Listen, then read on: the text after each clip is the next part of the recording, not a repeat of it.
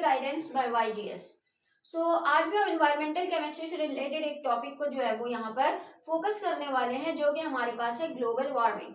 ठीक है, और वो किस वजह से होती है? ग्रीन हाउस इफेक्ट की वजह से।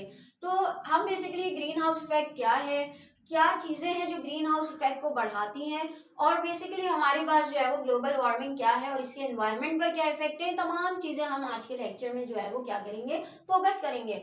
बहुत ही इंटरेस्टिंग आज का लेक्चर है, इसे मिस नहीं कीजिएगा। अच्छा, हमारे पास क्या है बेसिकली, थोड़ा सा बेसिक से लेकर चलते हैं। हम कहते हैं एटमॉस्फेयर क्या चीज है? बेसिकली लेयर ऑफ एयर जो कि हमारे पूरी की पूरी अर्थ को सराउंड की हुई है, वही हमारा एटमॉस्फेयर है। और जब एयर की बात करते हैं तो हम कहते हैं air is composed of different gases, mixture of different gases which is nitrogen, oxygen, carbon dioxide, argon, water vapours etcetera. ठीक है, अब जब हम देखिए बात करते हैं यहाँ पर डिफरेंट गैसेस की, एयर की, एटमॉस्फेयर की, तो देखिए हमारे पास जो है वो एक और चीज भी आती है, वो है सनलाइट।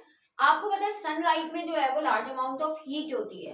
वो हमारे पास क्या करती है कि ये हीट सनलाइट बेसिकली हमारे पास पड़ती है कहाँ पर? जमीन पर। और वो यहाँ तक आती कैसे है? कार्बन डाइऑक्साइड की वजह से। ये जो 0.03% कार्बन डाइऑक्साइड है हवा में, ये बेसिकली क्या करती है? It permits the sun heat rays to flow through it, जो हमारे पास जो है वो अर्थ तक सनलाइट को पहुंचाती है। अब देखिए यहाँ पर हो क्या रहा है, यहाँ पर हो रहा कुछ इस तरीके से है, कार्बन डाइऑक्साइड ने इसको पहुंचा दिया। अब ये क्या करती हैं? जमीन की सरफेस से रिफ्लेक्ट हो जाती हैं और एटमॉस्फेयर पर चली जाती हैं। अब यहाँ पर कार्बन डाइऑक्साइड का एक और रोल भी है, वो क्या? वो ये कि ये कुछ अमाउंट ऑफ हीट को यहीं पर ही एब्जॉर्ब कर लेता है। कहाँ पर? एटमॉस्फेयर पर, और इन्हें ऊपर जाने नहीं देता।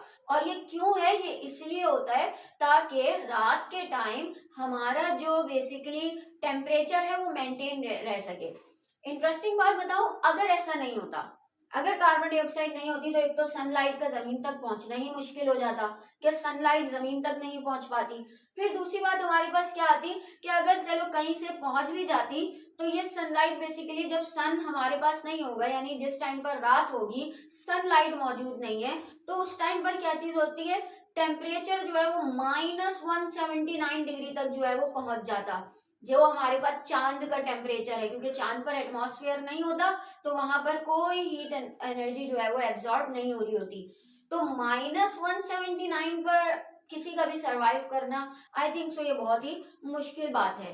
तो इसीलिए जो है वो यहाँ पर रहना मुश्किल हो जाता। तो कार्बन डाइऑक्साइड की 0.03% जो हमारे पास रेशियो है एयर में, वो इतना काम का है, वो बेसिकली नेसेसरी है, उसका होना जरूरी है कि वो है, तो हमारे पास एक नॉर्मल जो हीट एनर्जी होनी चाहिए एनवायरनमेंट में, वो मौजूद होती है। चले अब आगे बढ़ते हैं। अच्छा, कार्बन डाइऑक्साइड बेसिकली हमारे पास ग्रीन हाउस गैस भी कहलाती है। अब ये ग्रीन हाउस गैस क्या है? ये कुछ वो गैसेस होती हैं जो कि हमारे पास हीट एनर्जी को एब्जॉर्ब करने की सलाहियत रखती हैं। हर गैस में ये सलाहियत नहीं होती, कुछ ही गैसेस में होती हैं। अब जिसमें हमारे पास कार्बन डाइऑक्साइड आती है, मीथेन आती है, डाई नाइट्रोजन ऑक्साइड आती है, ये वो गैसेस हैं जो कि हीट एनर्जी को एब्जॉर्ब करती हैं। अच्छा, अब चले, ये तो वो चीज है जो कि एक नेचुरल सी बात है। एक और चीज मैं बताऊं, देखिए कार्बन डाइऑक्साइड का रेशियो कुदरती तौर पर नेचुरली हमारे पास जो है वो मेंटेन रहता है। वो कैसे मेंटेन रहता है? वो इन दो प्रोसेस के थ्रू, एक वो जो कि प्लांट में हो रहा है, एक वो जो कि एनिमल में हो रहा है। चले, प्लांट क्या करते हैं? कार्बन डाइऑक्साइड एब्जॉर्ब करते हैं और वाटर एब्जॉर्ब करते हैं, अपना ग्लूकोज बनाते हैं, ऑक्सीजन बाहर करते हैं।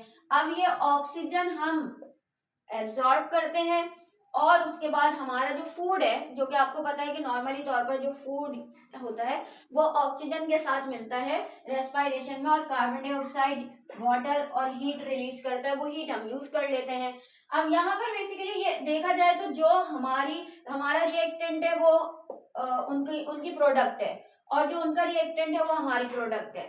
ठीक है, तो यानी कि ये रेशियो इस तरह मेंटेन रहता है। अब क्या मसला क्या आता है ये ग्लोबल वार्मिंग का, इस पर चलते हैं। अब देखिए बड़ा इंटरेस्टिंग है यहाँ पर कि अब क्या होता है, अब यहाँ पर आती है ह्यूमन एक्टिविटी। हमने क्या किया?